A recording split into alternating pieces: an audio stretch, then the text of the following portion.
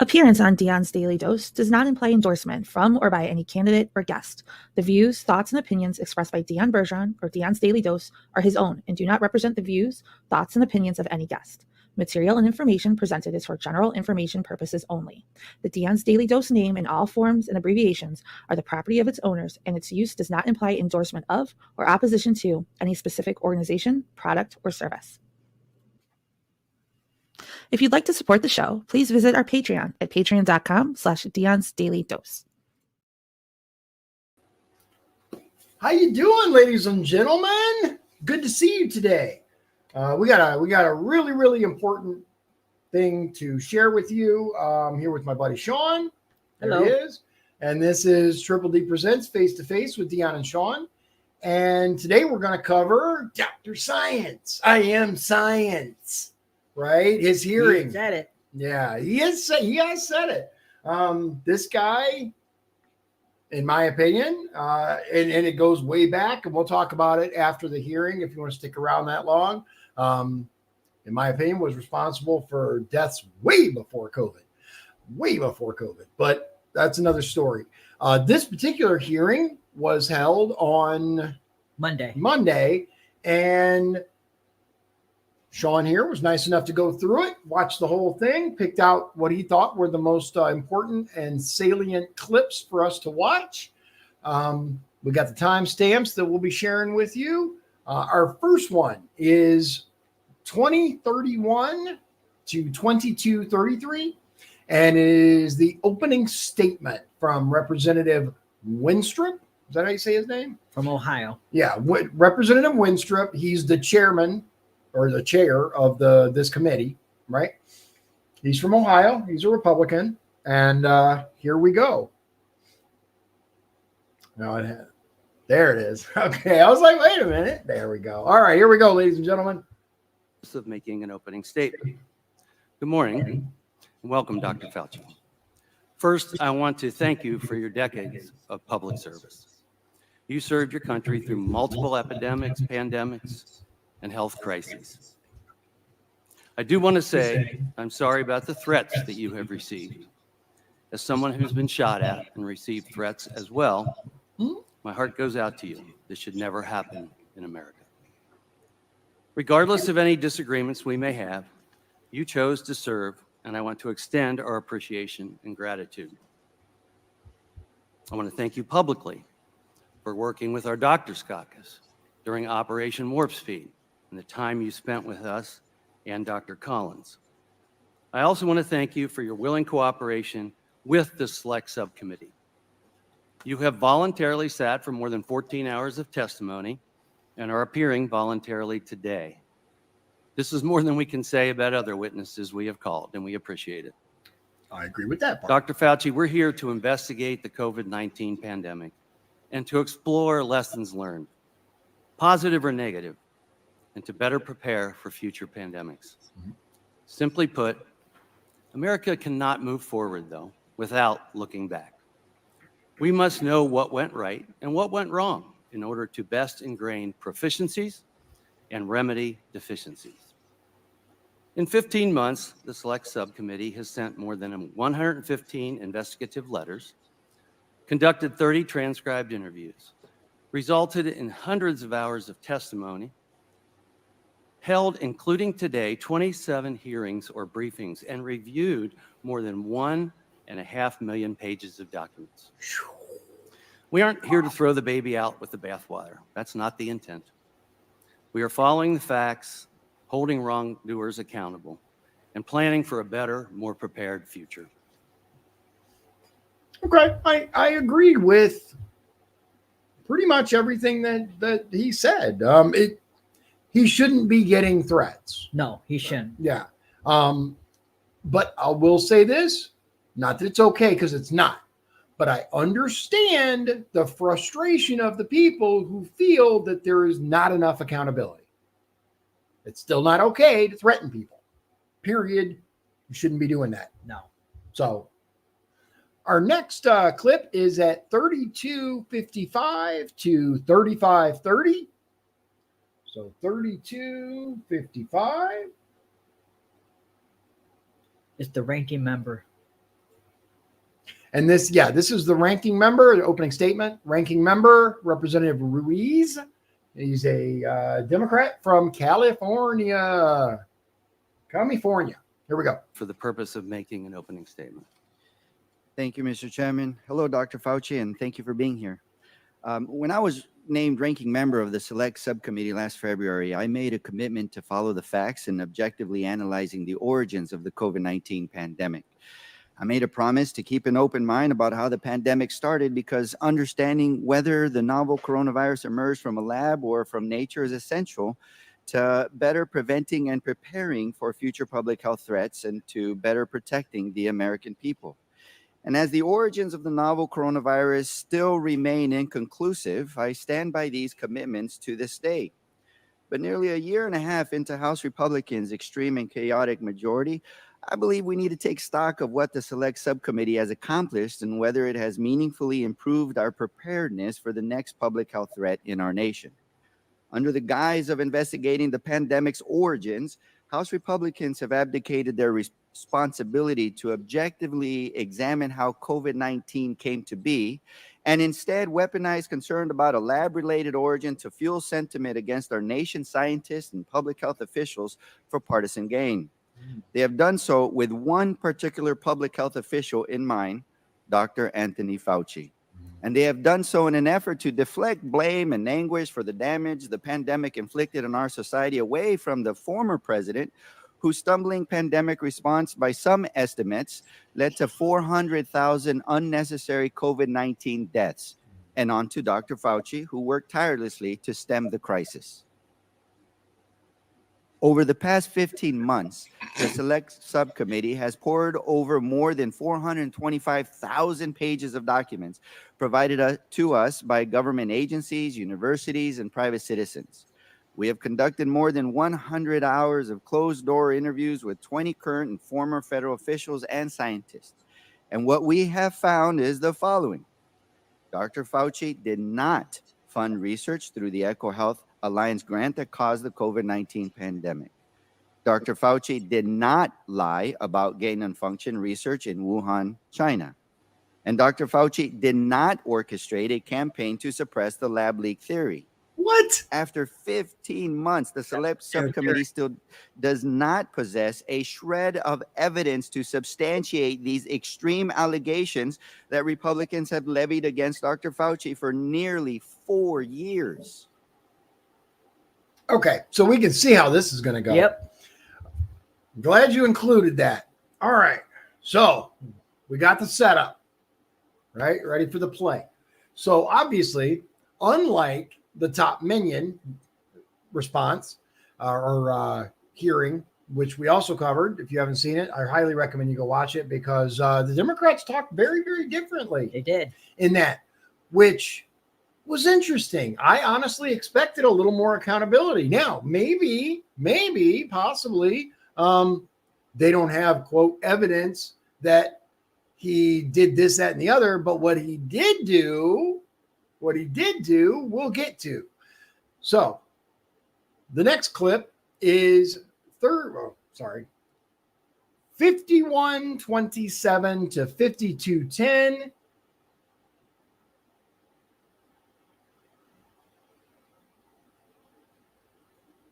You're not yield back my time. Thank you. Our witness today is Dr. Anthony Fauci. Dr. Fauci was the director of the National Institute of Allergy and Infectious Diseases from 1984 to 2022 and chief medical advisor to President Joe Biden from 2021 to 2022. Pursuant to Committee on Oversight and Accountability Rule 9G, the witness will please stand and raise his right hand.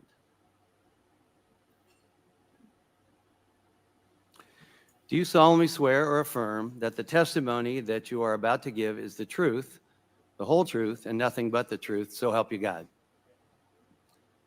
Thank you. Let the record show that the witness answered in the affirmative. Okay. So he is now under oath. Yep. He took an oath in front of this committee, swearing that he'll tell the truth. That's important. All right. So You should just go on to the. Yeah, we'll The just let Select Subcommittee certainly appreciates you for being here today, and we look forward to your testimony. Let me remind the witness that we have read your written statement, and it will appear in full in the hearing record. As requested, please limit your oral statement to 6 minutes. As a reminder, please press the button on the microphone in front of you so that it is on and the members can hear you. When you begin to speak, the light in front of you will turn green. After 5 minutes, the light will turn yellow, and when the red light comes on, your 6 minutes has expired, and we would ask that you please wrap up. I now recognize pretty Dr. much all of Fauci to give an opening statement. That's how it always Yeah, usually that's is. fine. Mr. Chairman, Ranking Member Ruiz, members of the subcommittee, thank you for this opportunity to testify. Prior to my retirement from federal service in December 2022, I had been at the NIH for 54 years and director of NIAID for more than 38 years. In those posts, I was deeply involved in the scientific and public health response to several infectious diseases outbreaks, including HIV/AIDS, pandemic flu, Ebola, and Zika. And so, under my leadership, we were well positioned to respond to COVID-19. For at least 2 decades prior to the COVID outbreak, we at NIAID had invested billions of dollars in research on mRNA technology and immunogen design, both of which led to the swift development of COVID vaccines. Less than 11 months after the identification of this new virus, safe and highly effective vaccines were widely available, an unprecedented accomplishment in the history of vaccinology that saved tens of millions of lives worldwide. I will now use my remaining time to directly address certain issues that have been seriously distorted concerning me. The first issue concerns my actions regarding the possibility that SARS-CoV-2 might have resulted from a lab leak. On January 31st, 2020, I was informed through phone calls with Jeremy Farrar, then director of the Wellcome Trust in the UK, and then with Christian Anderson, a highly regarded scientist at Scripps Research Institute, that they and Eddie Holmes, a world-class evolutionary biologist from Australia, were concerned that the genomic sequence of SARS-CoV-2 suggested that the virus could have been manipulated in a lab. I participated in a conference call the next day with about a dozen international virologists to discuss this possibility versus a spillover from an animal reservoir. The discussion was lively, with arguments for both possibilities. 2 participants have testified before this subcommittee that I did not try to steer the discussion in any direction. It was decided that several participants would more carefully examine the genomic sequence. After this further examination, several who at first were concerned about lab manipulation became convinced that the virus was not deliberately manipulated. They concluded that the most likely scenario was a spillover from an animal reservoir, although they still kept an open mind. They appropriately published their opinion in the peer-reviewed literature. The accusation being circulated that I influenced these scientists to change their minds by bribing them with millions of dollars in grant money is absolutely false and simply preposterous.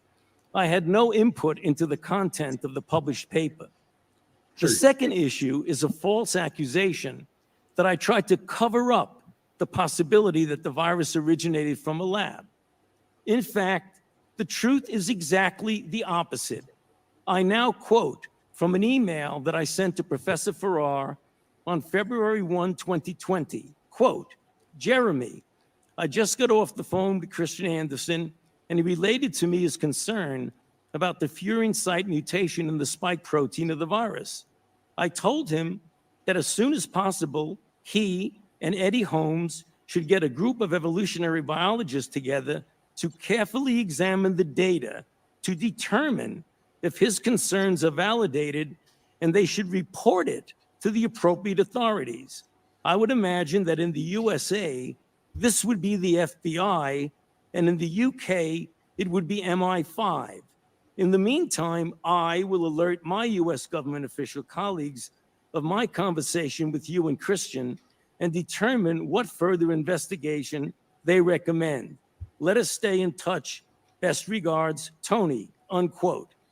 It is inconceivable that anyone who reads this email could conclude that I was trying to cover up the possibility of a lab leak. I have always kept an open mind to the different possibilities. Right. Another issue is So- that of Dr. David We Morans, get to it. who has the title of Senior Advisor to the NIAID Director, and who recently has been investigated for conduct unbecoming a government official. Time to throw the Naturally, minion under the bus. given his title, a connection is made to me. With respect to his recent testimony before this subcommittee, I knew nothing of Dr. Morin's actions regarding Dr. Daszak, EcoHealth, or his emails. It is important to point out for the record that despite his title, and even though he was helpful to me in writing scientific papers, Dr. Morans was not an advisor to me on institute policy or other substantive issues. At NIAID, we had weekly executive committee meetings of the institute leadership and daily morning meetings of my immediate staff. And to the best of my recollection, he attended neither of these. Furthermore, his office is located in a different building from that of the NIAID director. Finally, in a majority staff memorandum of May 22nd, 2024, there is a statement, quote, Dr. Fauci may have conducted official business via personal email, unquote. Let me state for the record that to the best of my knowledge, I have never conducted official business using my personal email. To the best of my Thank you for listening. I would be happy to address these and any other issues in the discussion period. To the best of my knowledge. Yep. To the best of my knowledge. To the best of my knowledge. I always love that. That's almost like a get out of jail free card, right? And of course, like I said, time to throw the minion under the bus.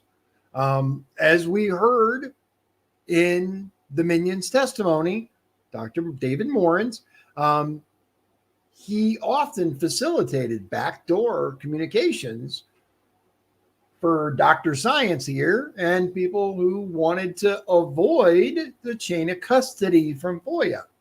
All right. Our next individual is, let's see. Oh, Winstrup again.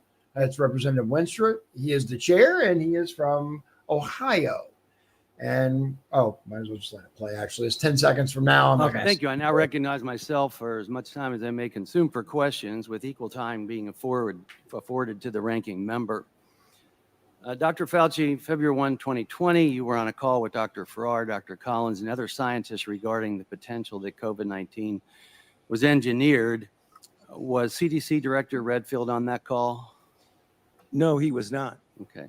Dr. Fauci, you've said that you had to rely on virologists and evolutionary biologists regarding origins because you're not an expert. Is Dr. Redfield a virologist? I believe he is. Yeah. He is. Prior to the pandemic, NIAID awarded at least 3 grants via the New York Blood Center to Dr. Zhao Yusen. Are you aware of these? I'm sorry, to Dr. Yusen Zhao. Are you aware of those grants? Hudson? Dr. Yusen Zhao. Your microphone is not on. He doesn't. Yeah. Your microphone is not on. I'm not familiar with that name. Okay. Well, NIAID awarded at least 3 grants via the New York Blood Center to that scientist. He was a high-ranking Chinese PLA official and director of a lab at the Chinese Academy of Military Medical Sciences. Does it concern you if U.S. taxpayer dollars are funding someone like this? Grants that are submitted to the NIAID go through a very Does extensive. it concern you? I'm not talking about the process. I right don't now. know Does it anything concern you that that U.S. taxpayer dollars would be going to someone who's a high-ranking Chinese PLA official? Yes or no?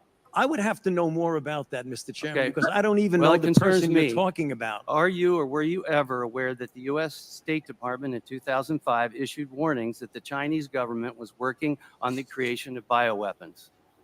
I was not aware of that. Thank you. Did you ever discuss the Chinese bioweapons program with anyone in the intelligence community? I've never discussed the Chinese bioweapons program, to my knowledge, with anybody. Before, during, or after the COVID-19 pandemic, did you speak to the FBI, CIA, DIA, or any U.S. intelligence agency concerning viral research of any kind? What time frame are you talking about, sir? I said before, Yeah. during, or after Avoid Oh, answering yeah, the of question. course. COVID-19 pandemic. Did you speak to the FBI, CIA, DIA, or any U.S. intelligence agency concerning viral research of any kind?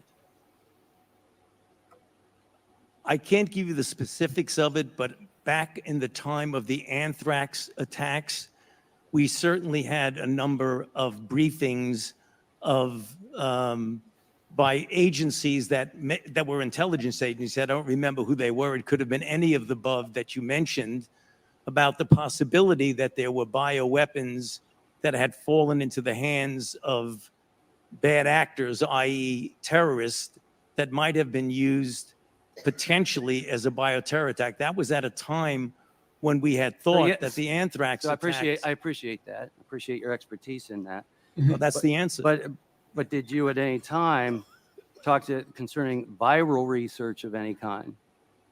Again, I say that at the time that there was concern about the fact that Al-Qaeda may have been using or potentially using bioweapons, we had discussions with intelligence agencies about that possibility. But not as related to, say, COVID-19. Not to my knowledge about COVID. Now, but let me just make sure we get the facts. After the investigations began about COVID, I was briefed by intelligence agencies about possibilities of there being activities going on in different laboratories. I was briefed by intelligence agencies. Yeah. Thank you. So yes. Yeah. So, yes. Science why is always we're open into to that. debate, and it's a benefit. The science supported restricting travel from certain countries at the beginning of the pandemic. And after these orders went into effect, the president was called racist and xenophobic. Yep. Dr. Fauci, you said in your transcribed interview that you supported those orders. Dr. Fauci, were those orders racist and xenophobic? No, they were not. Thank you. The vaccine saved millions of lives, and I want to thank you for your support and engagement on that. However, despite statements to the contrary, it did not stop transmission of the virus. Did the COVID vaccine stop transmission of the virus? That is a complicated issue because in the beginning, the first iteration of the vaccines did have an effect, not 100%, not a high effect. They did Not a high effect. prevent But we were infection told at the time that it would. subsequently, obviously, transmission. However, That it's important to point out something that we did not know early on that became evident as the months went by, is that the durability of protection against infection and hence transmission was relatively limited, whereas the duration of protection against severe disease, hospitalization, and deaths was more prolonged. We did not know that in the beginning. In the beginning, it was felt that, in fact, it did prevent Exactly. infection and thus transmission, but that was proven as time went by to not be a durable effect. Yeah, definitely had a positive effect for many people, especially those that were vulnerable. But we knew from the trials that people that got vaccinated still were subject to getting COVID. So was the COVID vaccine 100% effective? I don't believe any vaccine is 100% effective. But weren't we told at the time that it was going to be 100%? Yes. Yes, we were. As a matter of fact, they played clip after clip after clip in 2020. Remember? Of Yeah. him. You're protected if you get it. You're protected if you get it. You're protected if you get it. And if you don't get it, you're going to kill grandma. Oh, yeah, you're going to kill grandma. That's what it was Yeah. all about. Oh, wait. They're going to get to that. They're going to get to that. Okay, so our next one up is actually Representative Comer from Kentucky. He is And a he is Republican. actually the chair of the House Oversight Full Committee. Okay. All right. And let's see. It is 113.26. There he is. I just saw him. Ah, it's really hard there. Hold on. Close. We're a second in. Hopefully, he doesn't say anything too important in the first second. Probably won't. Probably not. Okay, so listen, this goes 113.26 to 119.10. Once again, Rep. Comer from Kentucky. Now recognize the chairman of the full committee, Mr. Comer from Kentucky, for 5 minutes of question. Thank you. Dr. Fauci, in your opening statement, you attempt to distance yourself from your previous senior advisor, Dr. Moran's. You say that Dr. Moran's title was just made up, that he was not an advisor to you, and that his office was in a different building. So, Dr. Fauci, did Dr. Moran's report directly to you? Good question. Actually, I'm not sure exactly what the on-paper report is. He is senior advisor to the That's what I director, was but like- it is conceivable we can get that information. He might have reported through someone lower, like my But he did- deputy.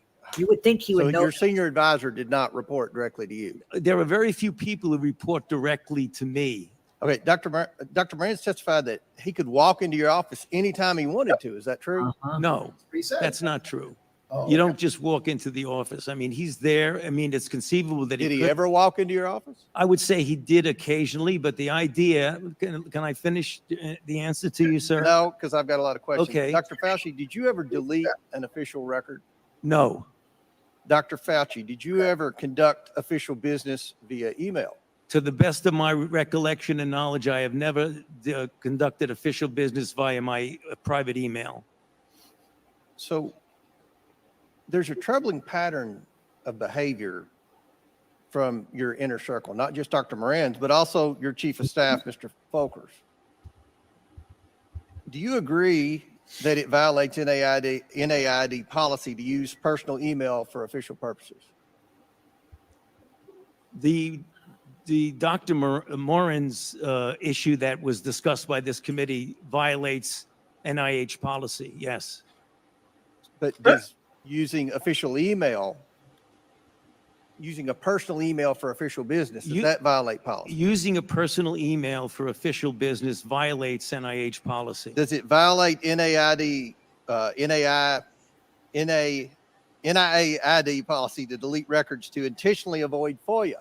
Yes, Okay. On April 28, 2020, Dr. Moran's edited an EcoHealth press release regarding the grant termination. Does that violate policy? that was inappropriate for him to be doing that for a grantee as a conflict of interest, among other things. So on March 29, 2021, Dr. Moran's edited a letter that Dr. Dasick was sending to NIH. Does that violate policy? Yes, it does. On October 25th, 2021, Dr. Moran's provided Dr. Dasick with advice regarding how to mislead NIH on EcoHealth's late progress report. Does that violate policy? That was wrong and inappropriate and violated policy. On December 7th, 2021, Dr. Moran's wrote to the chair of EcoHealth's board of directors to, quote, put in a word, end quote, for Dr. Dasick. Does that violate policy? Should not have done that. That was wrong. And that violates policy. Well, I'm not sure of a specific policy, but I imagine it does violate policy. He should not have been doing that. In addition to all those actions, Dr. Moran's wrote to Dr. Dasick, quote, Peter, from Tony's numerous recent comments to me, they are trying to protect you, end quote. Did you ever talk to Dr. Moran's about Dr. Dasick or EcoHealth Alliance? I can tell you, regarding what you said, I never spoke about protecting him.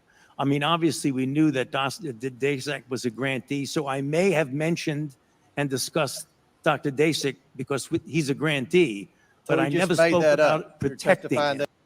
I'm going to pause it real quick because it's funny how he knows that guy's a grantee, but the Chinese Institute that he was talking about before, I don't recognize that name, but he quickly knew who he was talking about there. That he just made that up. That's just Excuse me? You're testifying that Dr. Moran's just made that up. I don't know where he got that, but that's not true. So by this point, Dr. Fauci, when these emails were written, you should have known that Dr. Dasick was more than 2 years late on a required progress report with his grant. Dr. Daszak conducted an experiment that resulted in a novel virus showing excess growth, that Dr. Daszak failed to report that experiment, that Dr. Daszak was protecting the Wuhan lab and not sharing its lab notebooks, and that Dr. Daszak failed to disclose obvious conflicts of interest. So why were you trying to protect Dr. Daszak and EcoHealth Alliance? I repeat on the record, I have not tried to protect Dr. Daszak. And that's number one. Number two, you said something that's not true, because I did not know about the compliance issues until well after the fact, when I was being briefed for going to before a congressional committee.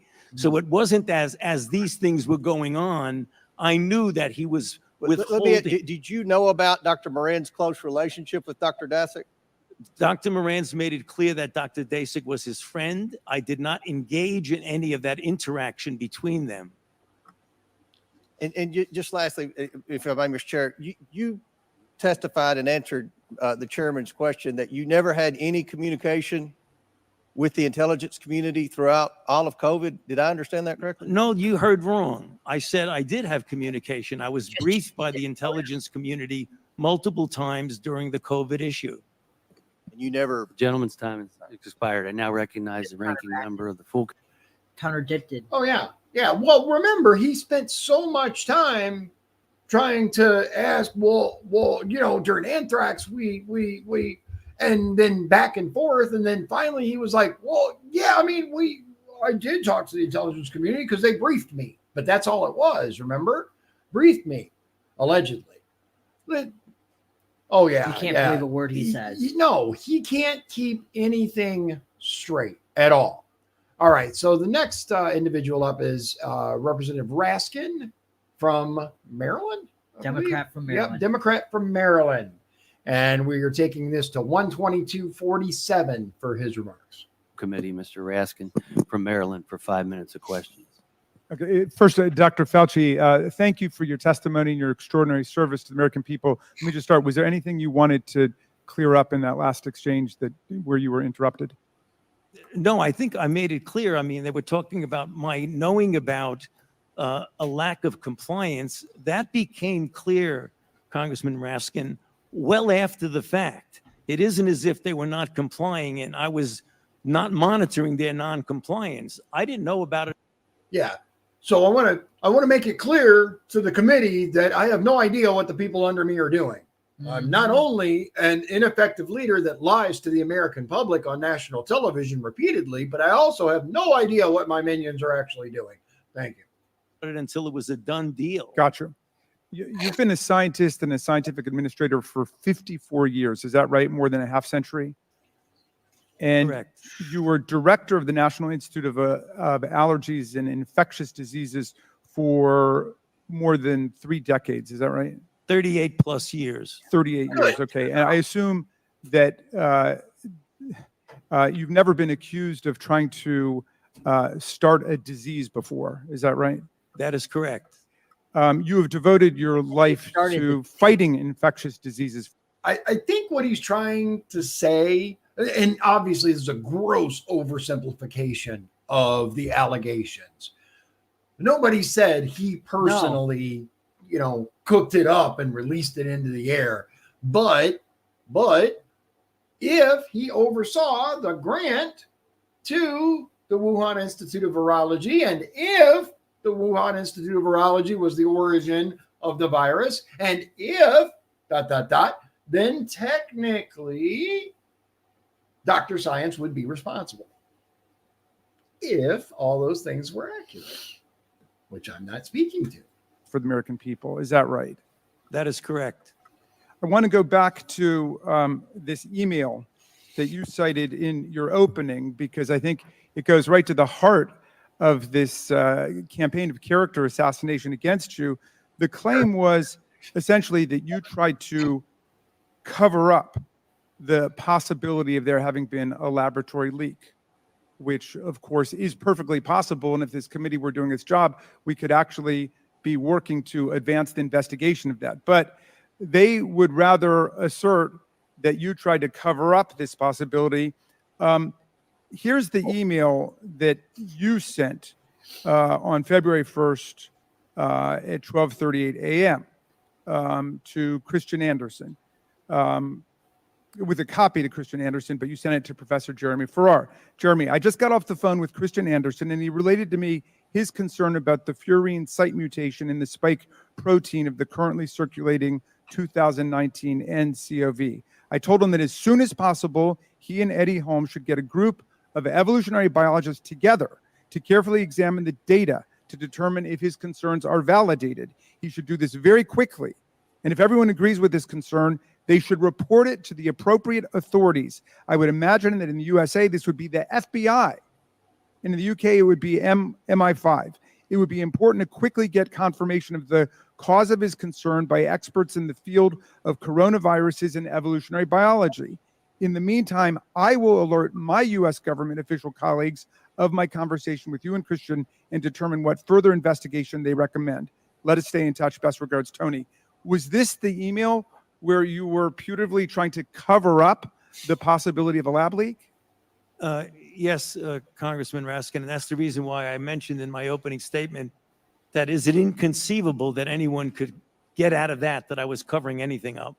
Would you have any reason to cover up any new scientific evidence relating to the origins of the COVID-19 virus? Absolutely not. And that's the reason why it was important to get people together to discuss this in a transparent way. Have you spent your whole life trying to determine the causes of infectious diseases and then to stop them to protect the American people? Yes, I have. Okay. There's a lot to unpack there. Uh-huh. Very briefly. Very, very briefly. They keep pointing to this one single email, right? Yep. What they aren't mentioning, at least not yet, are the countless behind the scenes examples where he allegedly kept people from reporting on their understanding of the origin. What they aren't bringing up are the countless examples of him going on television and telling people that if you aren't following the narrative that they're carefully feeding you, that you are a conspiracy theorist, and many other names. And don't forget, you're trying to kill grandma. Mm-hmm. Holy cow with these people. But okay. So the next person we have is I'm not sure if I'm going to say this correctly, but I think it's Representative Mfume. I think that's right. Mfume, Democrat from New York. And it is at 153.11 to 154.11. So a minute. Yep. 153. There he is.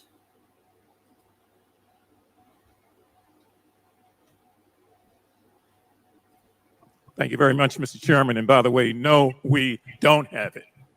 So I get tired of hearing we've got it, and then when we ask for it, it's not there. We do not have it, Dr. Fauci, and for everyone watching this. That's just incorrect. Now, let me just say a couple of things. If I sound a little outraged, just because, we sit here and we watch one conspiracy theory after another get debunked. And if I might... Let's go back a little bit. Okay. But I missed it by like a couple seconds. No, that's all right. Let's see. From Maryland for 5 minutes of questions. Thank you very much, Mr. Chairman. And back. Well, 5 things, Congressman, that were just not true. Well, we have emails to prove it. There we go. You don't. Okay. Thank you. And I yield back. Okay. So that's why. Yeah. According to her, we have emails that prove he's lying. And so he's talking about, no, we don't. We don't have emails. We don't have it. Right. So I get tired of hearing we've got it, and then when we ask for it, it's not there. We do not have it, Dr. Fauci, and for everyone watching this. That's just incorrect. Now, let me just say a couple of things. If I sound a little outraged, just because, we sit here and we watch one conspiracy theory after another get debunked. And if I might, on a point of personal privilege, to the gentlewoman from New York who wanted to argue that we should be worrying about testing of human medicines on animals. If this committee really wants to do something, let's talk about the most infamous biomedical research study in the United States, the Tuskegee study, where 400 Black men in this country were injected deliberately with syphilis and allowed to die slowly over a 40-year period without any attempt to help them at all. It was condoned by the U.S. Public Health Service. And if we want to talk about testing, let's talk about that as I agree with him. Yeah. And this is the part right here that, you know, and he's getting upset, and I understand, right? I'm not gonna say he doesn't have a reason to be angry, because he does. But we're on the same team, homie. Like, in that regard, the United States government has proven over and over and over, they don't give a damn about you. No, they don't. Or me or the general public. They don't care. So why do you think it's such a out of the box thought that they would do some nefarious ass shit? Uh-huh. Hell, you just proved our point, dude. Yep. You just proved their point. Does he? They don't get it. No, they don't get it. They genuinely don't get it. Oh, that was a real problem. This is just, you know, you just wanted to kill grandma. That's all. What? Anyway, okay, so coming up next, I know you guys have been waiting for this. It's our favorite conspiracy theorist, far right, all kinds of, I mean, you guys can fill in the blank. Representative Marjorie Taylor Greene, the infamous MTG from Georgia, at 216 to 225, 216.07 to 225.07.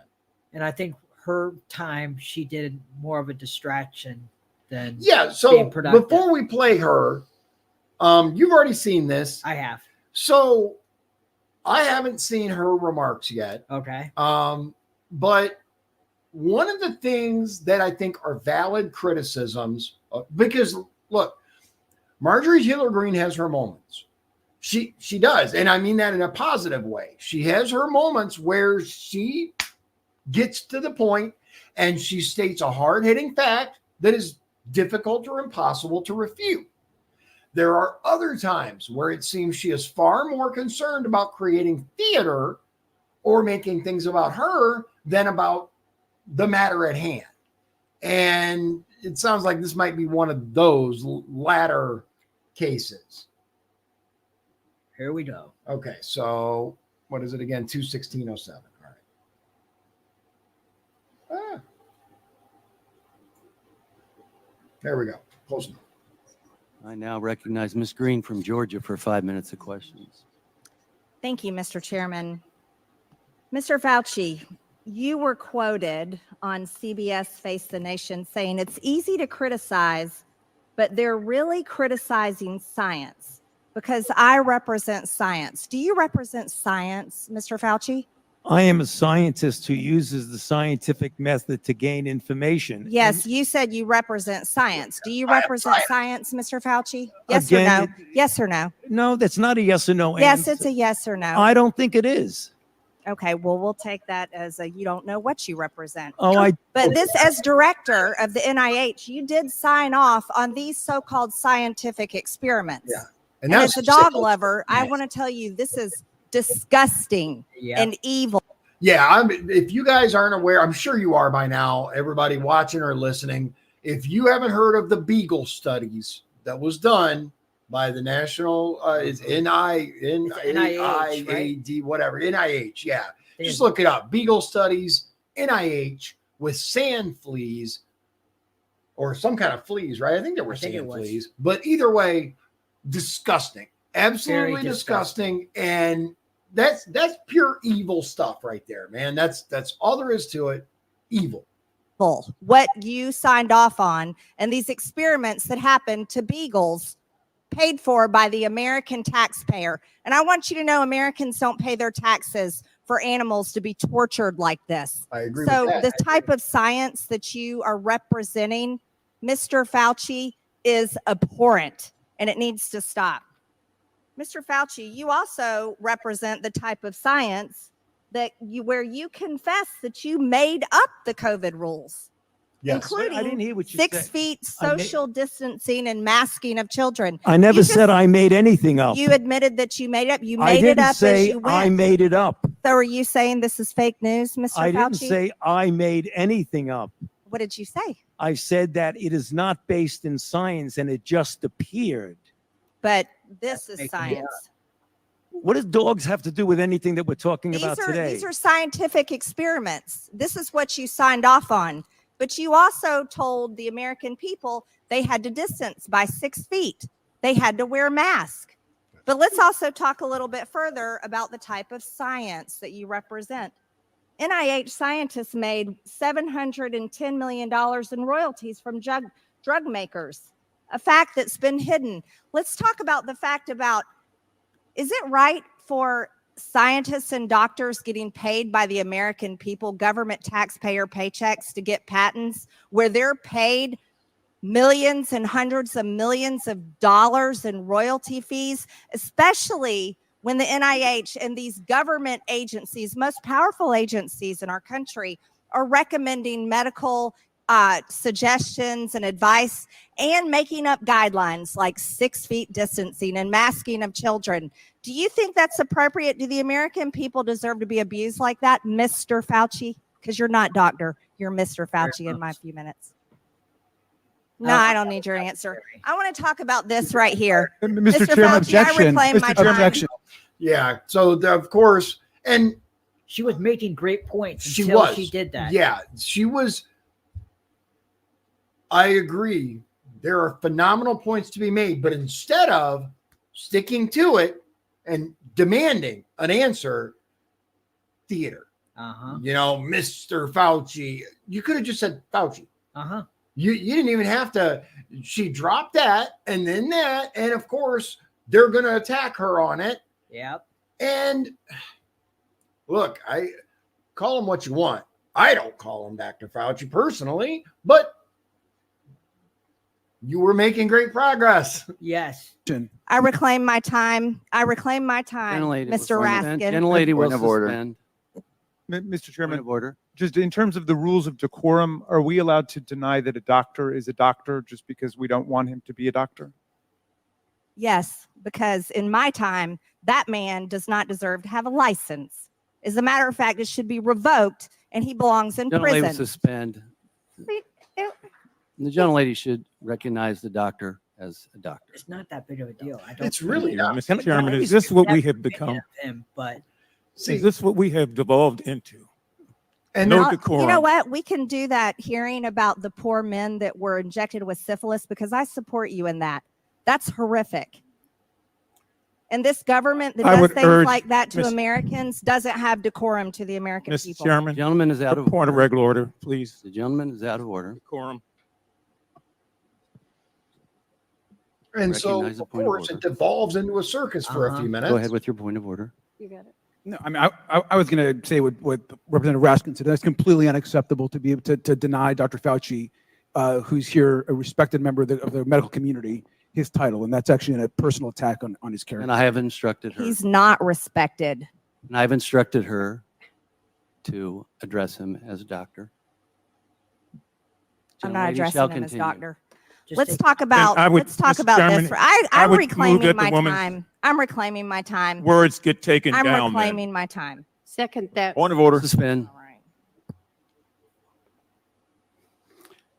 A member can only move to have words. I'm sorry. The issues we are debating are important ones that members feel deeply about. And while vigorous disagreement is part of the legislative process, as I said at the beginning, members are reminded that we must adhere to established standards of decorum in debate. Mhm. This is a reminder that it is a violation of House rules and the rules of this committee to engage in personalities regarding other members or to question the motives of a colleague. Remarks of that type are not permitted by the rules and are not in keeping with the best traditions of our committee. The chair will enforce these rules of decorum at all times and urges all members to be mindful of their remarks. Does the gentleman from California have anything further? We should take her words down. Yeah, I made it. I offered that her words be taken down, Mr. Chair. Point of order, Mr. Chairman. Mr. Chairman, I'd like to make a point of order. Mr. Because Griffin they is accused us of Mr. Griffin is worshiping Gentlelady- President Trump. We Gentlelady- don't worship President Trump. Gentlelady will suspend. Mr. Griffin, you have Yeah, a I point of agree with order. I mean, Mr. Chairman, while it may not be polite, I believe the rule only applies to members of Yeah. this Yeah. body, the Senate, and You can the say whatever President you of the want. United States. I do not believe that it applies You the can't, rule on but- taking down. Well, yeah, without cursing or Yeah. you have to be respectful, right?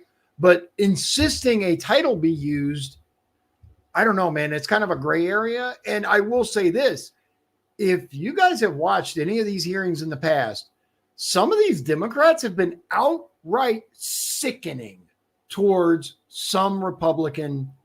That's true. But my witnesses. only point is it wasn't really necessary, and her doing that takes away from Right. the good points that she was making. And I agree with you. It was unneeded theater, and I understand. Like, I think I understand what she was going for and what she was trying to say.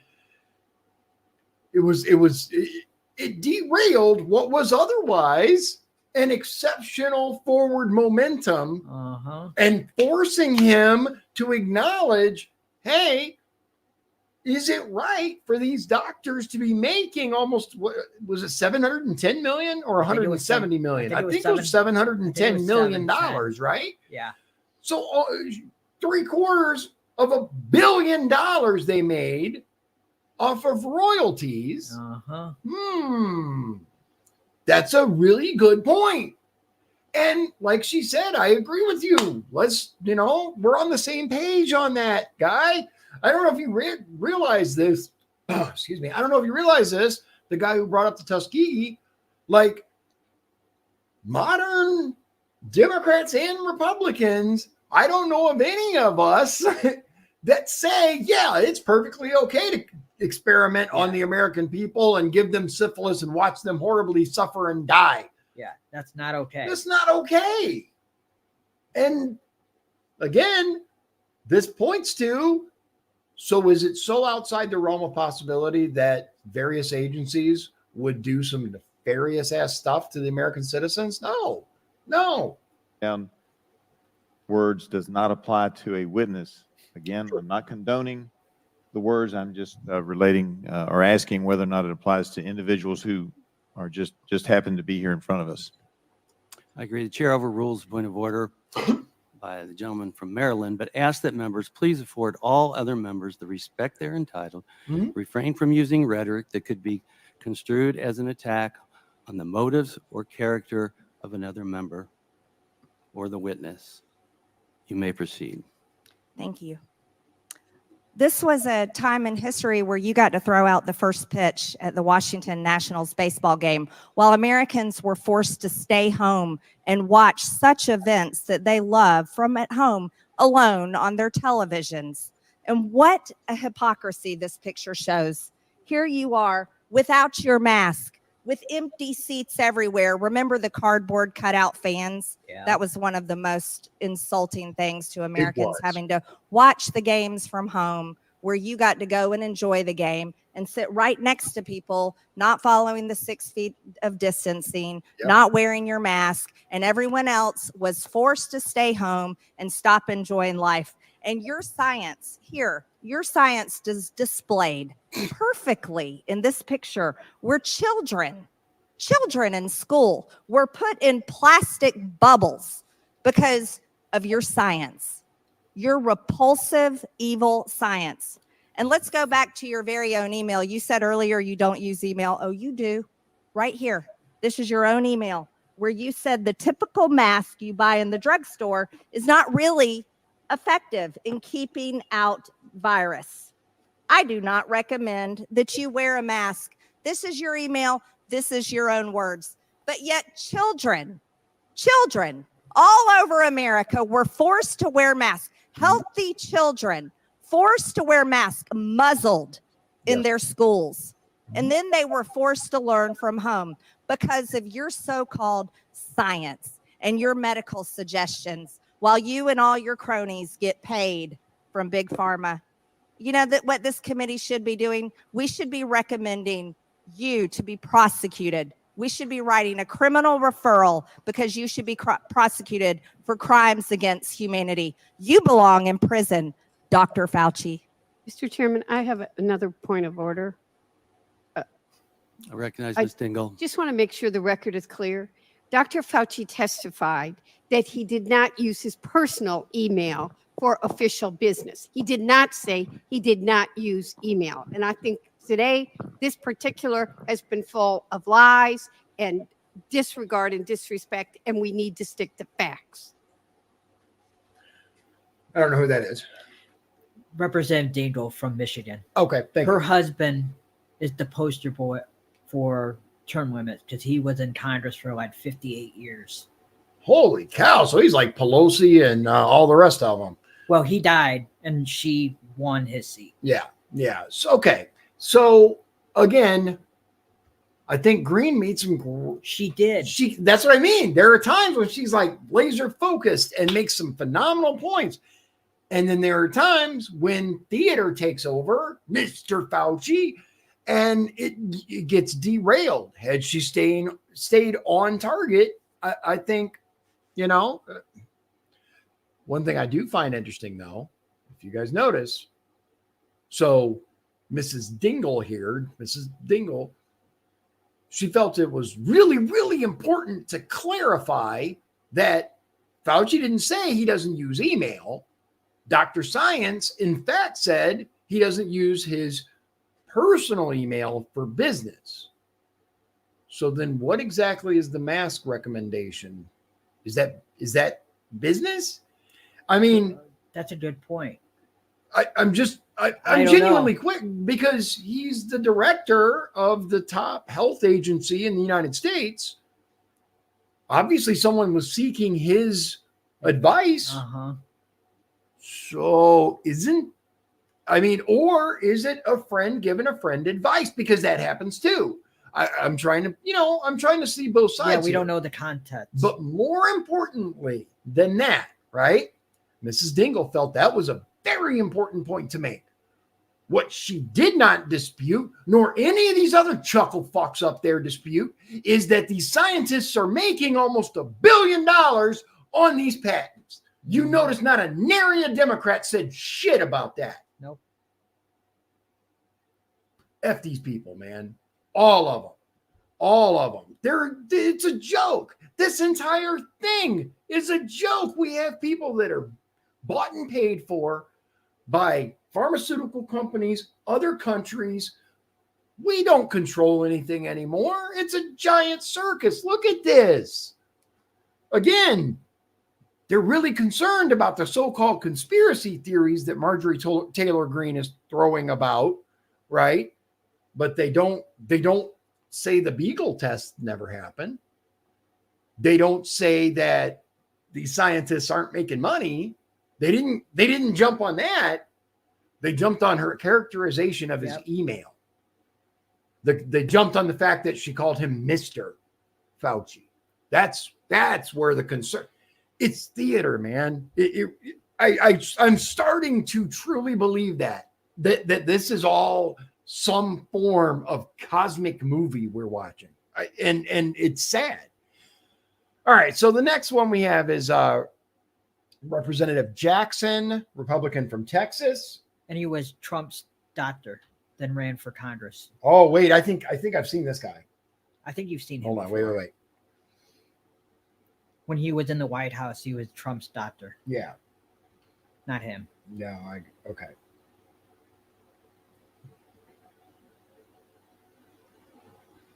There he is.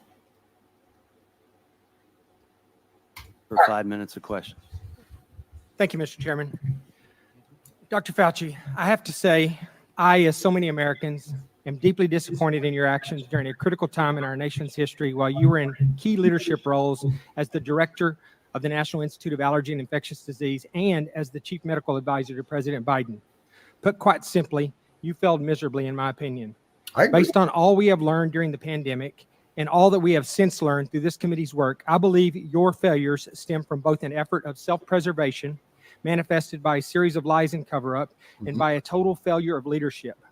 It was obvious to everyone that you and your organization, NIH, had a lot to lose if the American people were to discover that COVID-19 was most likely leaked from a lab in Wuhan, China, and that you, via EcoHealth Alliance and Peter Daszak, actually funded this research, and that this lab was actively and recklessly conducting gain-of-function research. As such, you did everything in your power to deflect and cover up this possibility. You even recruited others to help you in this effort. Unfortunately, this cost our country and the world valuable time that may have led to answers regarding the origin, may have blunted the spread, and would have almost certainly saved lives. While I think most of us have known all along what I just described, what I have been appalled to discover through sworn testimony to this committee is the level at which you and those that worked for you went to cover up the obvious. Just a few examples, and I know these have been touched on, but they're important for everyone to hear. Dr. Lawrence Tabak, former acting director of NIH, testified that under the generic definition that NIH did in fact fund gain-of-function research. This was based on a definition that was initially used by NIH and a definition that was abandoned and removed from the website in October of 2021 and replaced by a new, much more detailed definition with a much higher bar that you have since conveniently used to define gain-of-function testing and to deny what Dr. Tabak has since confirmed. Yeah, they literally changed definitions on websites. And NIH wasn't the only one. They also changed the definition of vaccine. I remember that. Look it up if you don't believe me. Look it up. You guys probably already know if you watch my show. Like, you guys know, but if you're new and you're like, wait, what? Look it up. It's true. He also said that EcoHealth Alliance failed to properly and promptly report that their research violated the terms of the grant, something that went completely unaddressed under your watch. Dr. Morans, your senior advisor, who you have tried today to distance yourself from, but whose large volume of emails clearly demonstrate that you had a very close and personal relationship with, and who reported to you directly, has openly bragged about how he subverted FOIA requests. I remind you that the law requires you and your former organization to comply with Freedom of Information Act requests. It is not optional. No, if you or your employees or your organization that you oversaw were systemically avoiding transparency and illegally hiding or destroying documents that rightfully belong to the American people, then you should be criminally charged, and they should as well. Absolutely. In addition, Dr. Gregory Folkers, your chief of staff, also engaged in illegal practices in which he crafted messages using symbols instead of letters to avoid FOIA exposure. Yes. In an email, April 2020, from Dr. Morans to Peter Daszak, he says, quote, "There are things I can't say." Well, I wonder what he couldn't say. He also went on to say, quote, "Except Tony is aware, and I have learned there are ongoing efforts within NIH to steer through this with minimal damage to you, Peter, and colleagues, and to NIH and NAID," end quote. And then a few days later, he said, quote, "I have reason to believe that there are already efforts going on to protect you," end quote. In February of 2021, Dr. Morans wrote to Boston University scientist Gerald Kirsch saying, quote, "I learned from our FOIA lady here how to make emails disappear after I'm FOIA'd, but before the search starts. So I think we are all safe," end quote. Dr. Fauci, I want to know what you're being protected from and what you needed to be safe from. I'm going to go on because I have a little time here. He went on to say, quote, "Plus, I deleted most of the earlier emails after sending to Gmail. Once again, illegal and an actual crime." Yes. Dr. Morans noted in another email to Dr. Kirsch saying, quote, I learned the tricks last year from an old friend, Marge Moore, who heads our FOIA office and also hates FOIAs," end quote. It is absolutely amazing to me that Dr. Morans and Marge Moore still have jobs and our taxpayers are still paying their salaries. Thank you. Dr. Morans wrote to Dr. Daszak in April of 2021, quote, "P.S. I forgot to say there is no worry about FOIAs. I can either send stuff to Tony on his private email or hand it to him to work or at his house. He is too smart to let colleagues send him stuff that could cause trouble." End quote. Apparently, you neglected to surround yourself with equally smart individuals. Yeah. Dr. Morans wrote to another collaborator, Peter Hotitz, in June 2021 at Baylor College of Medicine that he had deleted all his emails related to COVID origin when, quote, "the shit hit the fan," end quote. He said, quote, "I feel pretty sure Tony were too. The best way to avoid FOIA hassles is to delete all emails when you learn the subject is pretty sensitive." In October 2021, Dr. Morans wrote to Peter Daszak, quote, Peter, from Tony's numerous recent comments to me and from what Francis has been vocal about over the past 5 years, we are trying to protect you, and they are protecting their own reputations as well, end quote. I'll just jump ahead. The American people can rest assured that we are going to continue to pursue answers, and we continue to push for full accountability from you and your colleagues, despite continuing efforts to try to cover this up. Dr. Fauci, history will not be kind to you, and you will be known as the man who put his personal interests before the interest of the American people, the very people that you were supposed to be protecting. Your actions, along with several others we have had before this committee, have completely eroded America's trust in our public health system and the agency that you represented for half a century. With that, I yield back. Gentleman's time is. So I agree with this man, and I think he went about it very, very well. Yep. That Marjorie Taylor Greene could learn something from him. I do believe that, because as I said before we got started on this, I implore you, especially for those of you who are new to the channel, look up Dr. Fauci and his conduct during the AIDS epidemic. COVID is not the only issue he has dropped the ball on, to put it mildly. I'm going to go into it more at the end of the show. If you want to stick around, I'll give you my personal history with that epidemic. I was a kid at the time, but my mom had friends who were victims of that disease. But after. So let's see here. That was Rep. Jackson. All right. So the next one is Representative McCormick, Republican from Georgia. Let's see here. And we're going from 242.33.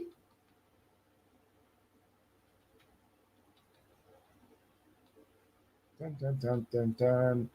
Sometimes it's easier to do this. Okay, we're getting there.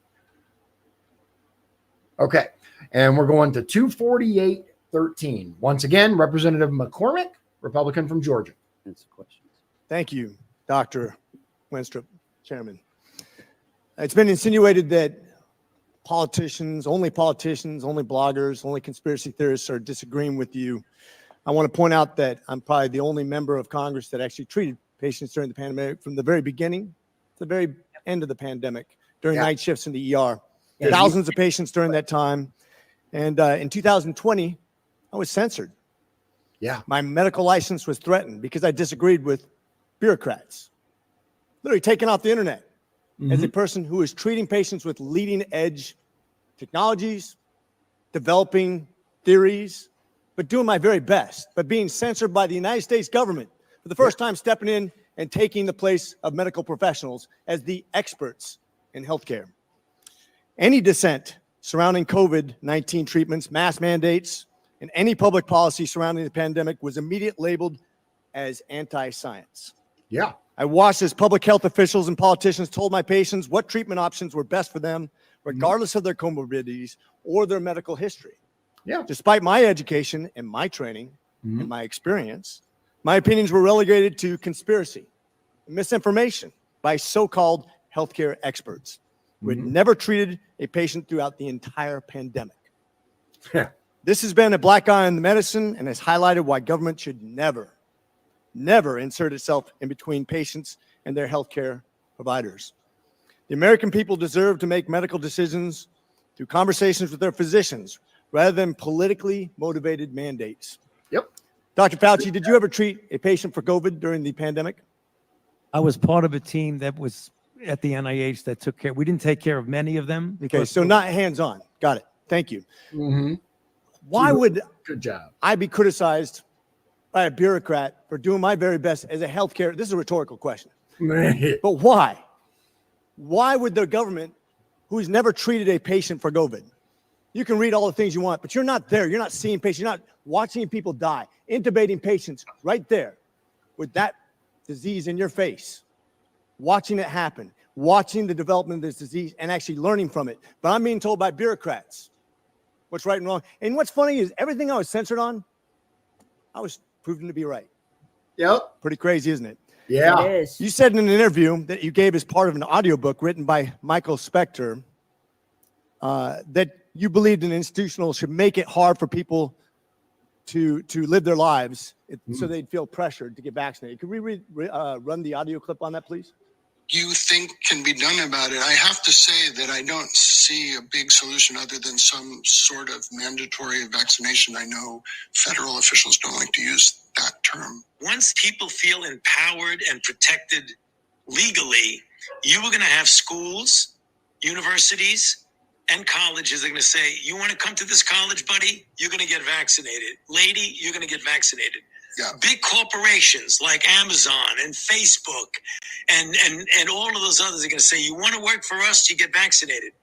And it's been proven that when you make it difficult for people in their lives, they lose their ideological bullshit and they get vaccinated. Thank you. Unbelievable. Are all objections to COVID vaccinations unbelievable ideological bullshit, Dr. Fauci?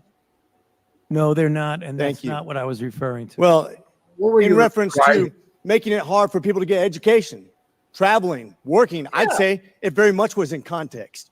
Right. Yeah. And I take great offense to this. Miss Allison Williams testified before this committee about losing her job because she sought an exemption for ESPN's vaccine mandate, which came from recommendation from bureaucrats like yourself. Yep. She and her husband were actively working with a fertility expert, a physician, on how to get pregnant, and agreed with the premise that she was young, healthy, wanted to get pregnant, and shouldn't get the vaccination for medical purposes. Right. But she was fired because you made it hard, just like you said in your statement, because you didn't want to make sure that the ideological bullshit got in the way of her working, of living her life, of making a medical decision with her healthcare professional. Exactly. I think America should take great offense to this. We do. Yep. That's exactly what you meant when you said making it hard for people to live Yep. without getting a vaccination. You affected people's ability to work, travel, be educated, to actually flourish in American society, to self-determine, as we're all given God-given rights. Shame on you. Dr. Fauci, you've become Dr. Fear. Americans do not hate science. I don't hate science. The American people hate having their freedoms taken from them. Yep. You inspired and created fear through mass mandates, school closures, vaccine mandates that have destroyed the American people's trust in our public health institutions. This fear you created will continue to have ripple effects over generations to come. You have already seen its effects in education, in the economy, and everything else. Quite frankly, you said, if you disagree with me, you disagree with science. Dr. Fauci, I disagree with you because I disagree with fear. And with that, I yield.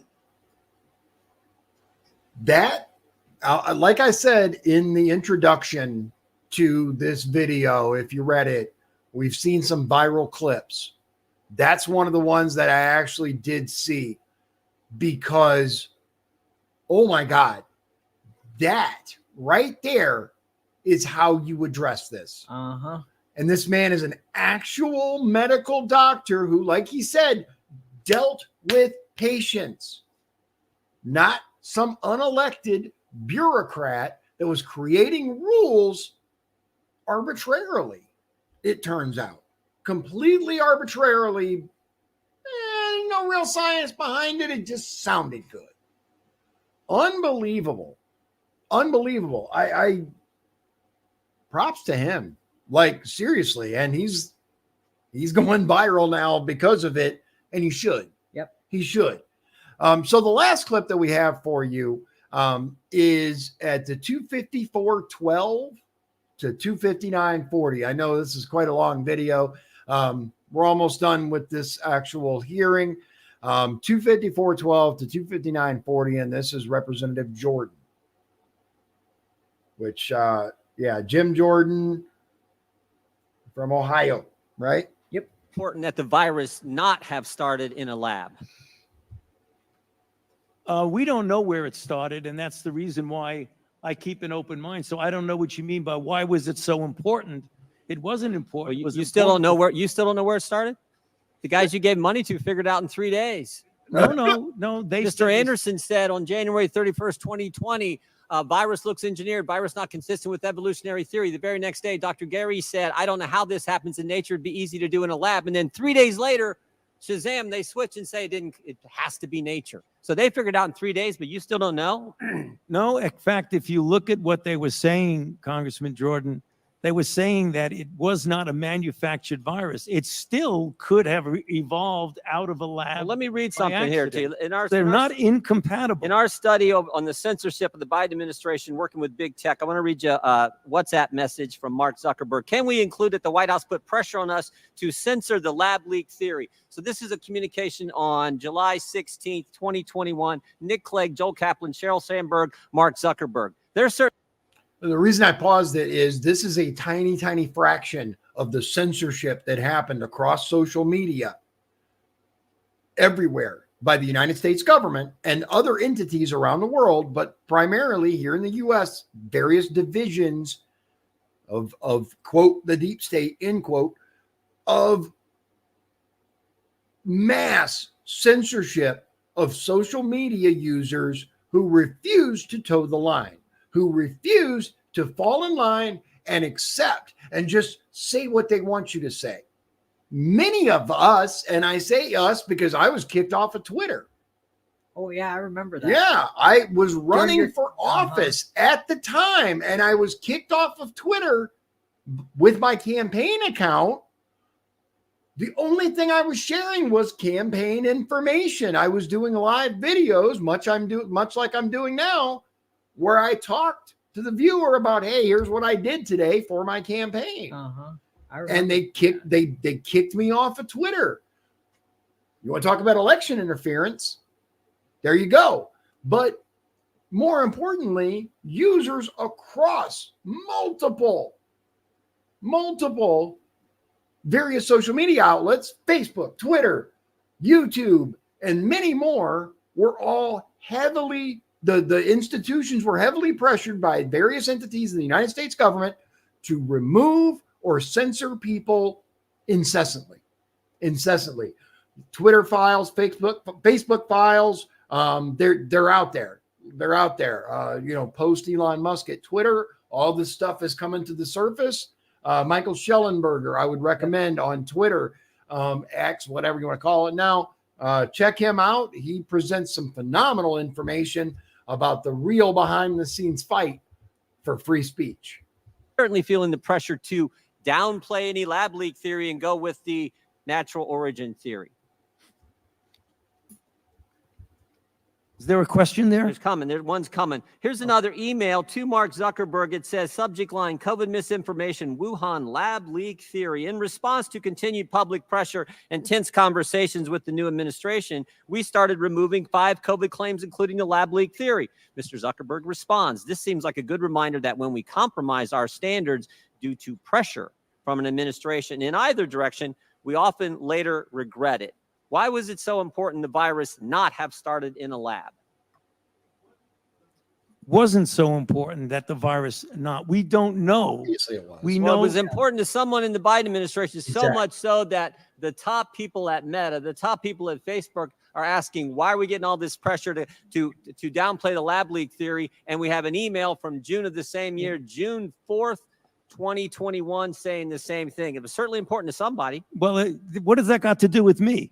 I'm asking you because you're the expert on the coronavirus. I'm saying, why was the administration so pushing not to have the lab leak theory as something that was viable? I can answer that. I've kept an open mind throughout the entire process. You kept an open mind, Dr. Fauci, open mind. That is correct. What happened in those 3 days? Why did Dr. Anderson and Mr. Anderson and Dr. Gary, why did they change their mind in 180 degrees? Because what Christian Anderson says 3 days later, after he said virus looks engineered, virus not consistent with evolutionary theory, 3 days later he says the main crackpot theories going around at the moment relate to this virus being somehow engineered, and that is demonstrably false. How did they figure all that out in 3 days, Dr. Fauci? You can do that. Still have an open mind. Well, what they did is that they testified before this committee. What they did, they went back and looked at the sequences and realized that their initial concern was unfounded about that, and it did not look at all like it was manufactured. But as they said in their paper, here's the problem, though, as we now know, looking back on it, they still can't rule out that it was. Yeah. Even the Democrats who've been pushing hard for that to be eliminated as a potential possibility, for whatever reason, even said they can't rule it out. And at the beginning, like he said, high degree of confidence, this cannot appear in nature like this, they said. In 3 days, they changed their mind? Even though they feel it was more likely. 3 days. They figured That's it out. exactly. You could do that Okay. in 3 days. You Okay. can scan sequences in a day. You don't Okay. need 3 days. Okay. Who's Robert Redfield? The former director of the CDC. Dr. Redfield, right? And he was also on the coronavirus task force. Is that accurate? He was a member of the coronavirus task force. And here's yeah. what he said to this committee. He said Redfield said that Fauci and Collins left him out because Redfield suspected that coronavirus had leaked from the Chinese lab. Is that accurate? Well, he said that, but that's not true. You're That saying is incorrect, Congressman. Dr. Redfield's lying to the committee when he sat right where you sat? When he said that I kept him out, that is an incorrect statement. The roster who was on the phone was Dr. Redfield in that conference call on February 1st when you had Mr. Anderson and Dr. Gary on that call? He was not. And the conference call was put together by Jeremy Farrar. So no one kept him out. He said he was kept out because Did he felt. U.S. tax dollars? You want me to answer the question? Yeah, I would just wonder why he wasn't on the call. It seems to me the head of CDC, part of the coronavirus task force, which was formed 2 days prior to that call, would have been on the call. Well, the call was arranged by Jeremy Farrar. You should ask him. Okay. Did U.S. tax dollars flow through a grant recipient to the lab in China? I'm sorry. What was? Did U.S. tax dollars flow through a grant recipient to the lab in China? Yes, of course. It was a subaward to the Wuhan Institute. And who approved that award? Excuse me? And who approved that award? What agency approved that award? National Institute of Allergy and Infectious Diseases. Your agency approved that, right? Yes, it did. After. Does that have anything to do with this downplaying of the lab leak theory? No. Nothing to do with it. Nothing. What do you agree that there was a push to downplay the lab leak theory? Not on my part. Really? Really? Wow. Wow. I think most of the country would find that amazing. I still got 11 seconds. Well, look at the facts. I've kept an open mind throughout the entire process. All right, I yield back. So wait a minute. He wants us to look at the facts and then offers a direct contradiction to the facts. I've kept an open mind. Mm-hmm. The same individual who told people that if you question anything he says, that you are questioning the science. Look, I don't care ultimately what he says in front of Congress. He has lost all credibility as far as I'm concerned. All credibility. Mm-hmm. That's why watching him flip-flop around and try to dodge answers. No. Like, I get where Green is coming from. I understand it. Wrong tactic, like we talked about. However, I'm going to tell you, if you look up, all right, so back during the AIDS epidemic, okay, my mom had some very, very close friends who were gay, right? Her best friend was very openly gay, right? Because at that point in time, there was openly gay and then in the closet, right? In the closet was what you were if you didn't tell anybody. You ever seen the movie Philadelphia? Yep. Right? I have. That was actually pretty damn close to how it was, right? People lost their jobs. They were treated as if they had leprosy or worse, right? Fauci is a big reason why they were treated that way. Yeah. What's the guy, the boy from Indiana? Ryan White. Look up his story. So there was actually a medication that they came out with for AIDS, right? And Fauci was responsible for pushing this drug out. I think it's called AZT. Okay. Allegedly, Never heard of it. I think that's the name of it. Anyway, It might be. I never heard. Yeah, of it. look it up. This absolutely sickening results. Like, I'm not going to get into it. We're already pretty long, but look it up. Look at his role, Dr. Anthony Fauci's role in the AIDS epidemic, and the missteps and the outright lies and obfuscation that happened during that. The man is evil. He's a self-interested, evil individual. I believe that. There were people, my mom had friends that died because of this virus. And whatever your thought about gay people, like I said, my mom had really good friends. They were always very nice to me. That I'm gonna tell you, the LGBT LMNOP group these days, you guys don't know real persecution. I'm just gonna tell you. Erase my existence and all that bullshit. You guys do not know real, honest to God persecution, because there were people that were beaten to death, people that were treated as if they were communicable from across the room. There were people that didn't even want to be in the same building as people with AIDS. Oh, yeah. Wow. Yeah. As a matter of fact, prior to Princess Diana going, and that's one reason why I have unending respect for Princess Di. She was one of the first public people to go and actually touch an HIV patient. I've heard that. It was televised, and everybody's like, oh. She didn't give a damn. She did not care. So that's why I say I major props to her. But these little liberals these days, watch Philadelphia if you haven't.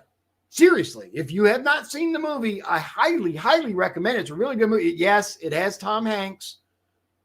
I'm not a fan these days, but the movie itself, distance yourself from his role in it, even though he's the main character, but distance yourself from what you know about Hanks these days and just watch it as a movie. It's very powerful.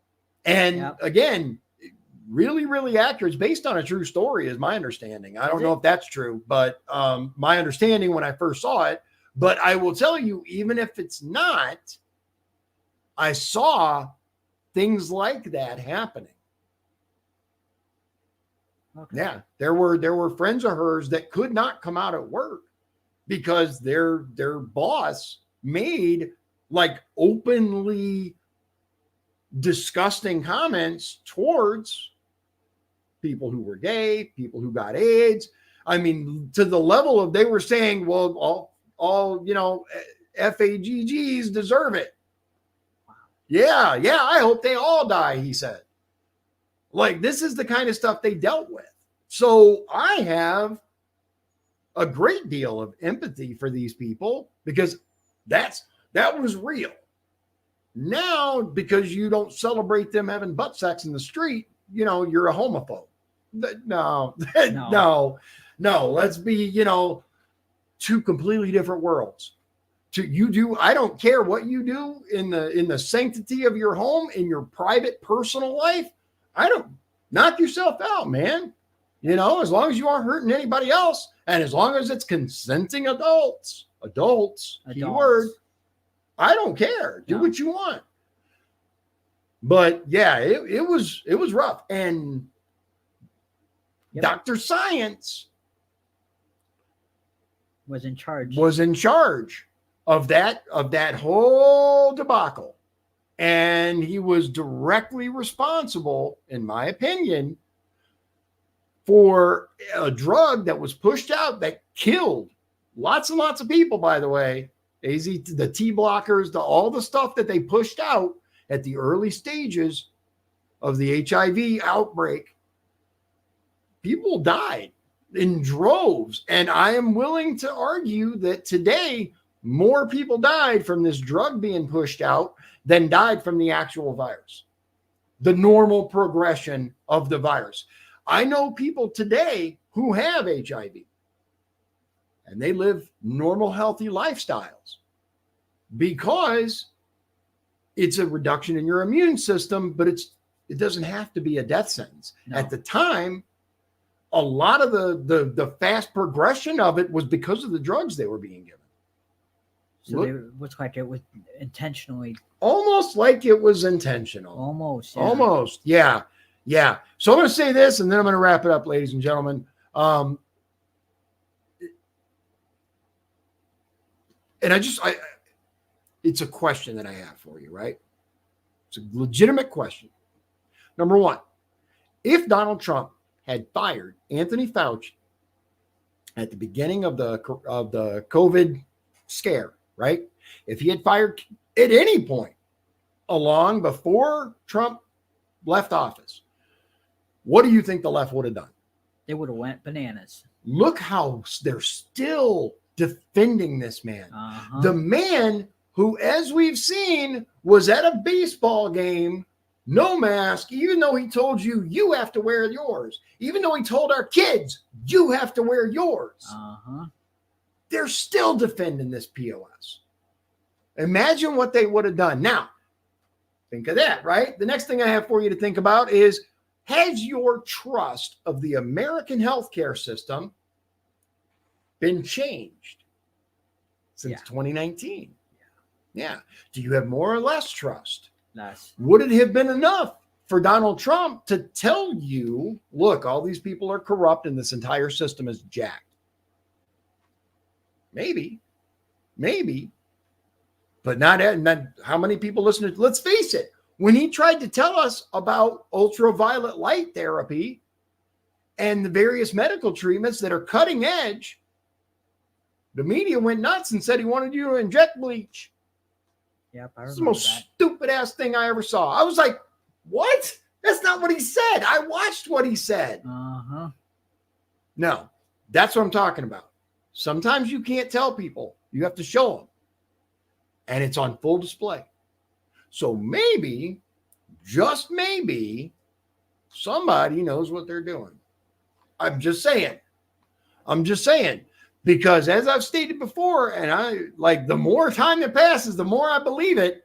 I don't know necessarily if DJT is playing 5D chess, but I will say this.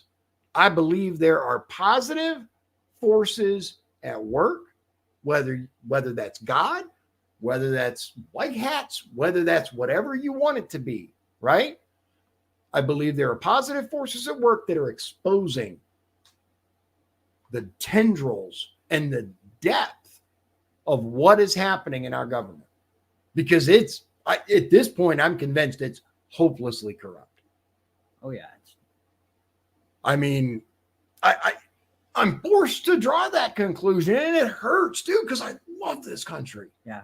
I love it. But I do not see an easy way out of this. Like, we're talking about people that are making billions of dollars, hundreds of millions, almost $1 billion, right? On the very things they're supposed to oversee. That you have bureaucrats intentionally avoiding transparency to the American people. How do these people still have a job? How are they not in jail? Forget having a job. Good question. That's what I'm saying. And there was a comment that on another video that I had that was talking about how what do you say? Jim slow walk an investigation Jordan. They're not wrong. Jim Jordan says a lot of great viral captures, right? But what does he accomplish? That's true. It's a serious question. I like some of the, you know what I mean? What's that? I guess transparency. But the investigations themselves that are supposed to produce results, what do we see? Like the same thing with Trey Gowdy, right? I loved Trey Gowdy, dude. I was like, yeah, good him, Trey. What did these investigations result in? Nothing. It's a whole lot of nothing. Nothing burger after nothing burger after nothing burger. The whole system is compromised in one way, shape, or form. We're going to get to the bottom of what it is, but it takes some time. You know, you gotta show. Can't just tell. I could tell you, but I got to show you. It's all over time, ladies and gentlemen. So, yeah, and that's why I want to ask the question, and I want to present you with some thought experiments, right? Think about how your views of the United States government and how deep the swamp goes have changed since 2016. Like, we knew when we elected Donald Trump in 2016 that it was bad. We had no idea it was this bad. No. Like, we knew our government was jacked, right? But we thought, yeah, elect this man as president. He's going to basically fire the entire executive branch and bring in all new people that aren't in the swamp, right? Now, the first was like, and I'll admit, man, when he announced who he was bringing in, I'm like, Yeah, a lot of it's wait, weird. huh? Yeah. How much? Look at now, just for a moment, and then I know I said I was going to be done, but I could go on like this for a while. Seriously, though, we'll wrap it up. Think about how much you've learned, how much we've all learned about the sheer level of corruption. Look at how many people were buddy-buddy with Donald John Trump up to and including his inner circle when he got elected, right? These people got various positions, and then the White House leaked like a sieve. Mm-hmm. There were people left and right throwing stuff at the media. Yeah. So-called important people that really believed in Trump. So really think about it. Really give it some thought and be like, okay, if, for example, Trump had gone in with a completely trustworthy administration, right? How much could the president really do? Look at the swamp during his first term in Congress. Look at how they blocked item after item after item that he tried to get done. Look at the border. Yeah. Look at the border wall. He tried prescription drugs. He tried. Right. Think about all the things that the swamp, that they had a Republican majority in the House and the Senate because it was supposed to be, let's clean the swamp, right? Let's drain the swamp. At 2016, God, we were so excited. You remember? After, at least I was, when Trump first got elected. Oh my God. I'm like, yeah, it's on now. I wasn't sure who Trump was back then. Yeah. I wasn't 100%. I wasn't 100% with him yet. I went through phases. I started off completely with him, right? And then various things happened over time, decisions that he made. One quick point, and then I'm done, because this is it's a process, right? One thing that I started thinking about recently, because one of the things that I've always done, that I've always held against Trump, was his willingness to back down on red flag laws and bump stock ban, right? I just want, and I'm not defending him because it still pisses me off, but big old butt, right? Think about everything else we've learned about the deep state and how they were at work and how Congress is controlled, right? And all the things, just think about the things that he tried to do and how they were blocked and slow walked and this and that, right? Okay. Now, think about if Trump was completely unbudging on the measures that I just talked about. Think about how bad they attacked him. Think about all the things that he, like, for example, with the COVID treatments, they want him to inject bleach, right? Think about how much they attacked him. I'm not saying it was right, because it wasn't, because shall not be infringed, I believe, right? But just for a moment, think about how much worse it could have been had we had someone else in the White House, okay? Just saying, maybe in that instance, it was necessary to give just a tiny amount to avoid what could have been far, far worse. I'm just saying. again, shall not be infringed. I think all of the compromises from the beginning of time were bullshit, but just me, right? With that, ladies and gentlemen, I appreciate your time. I want to send a personal thank you to Shawn for spending the time to go through this, man. This is 3 hours and 47 minutes, almost 4 hours of this. And yeah, we went kind of long, but we reduced it for you to about an hour and a half. So, and I think we covered some really, really important points. So, anything you'd like to say? Nope, I'm good. All right. Thank you very much, ladies and gentlemen, for spending your time with me. I truly appreciate it. And I hope you'll check back in. Most nights at 7 o'clock, we got a video. Central Time. And visit the website if you want to see past episodes. We're on a whole bunch of streaming services. And we'll talk to you again very, very soon. God bless you. God bless Indiana. And God bless the United States of America. Hope you have a great night.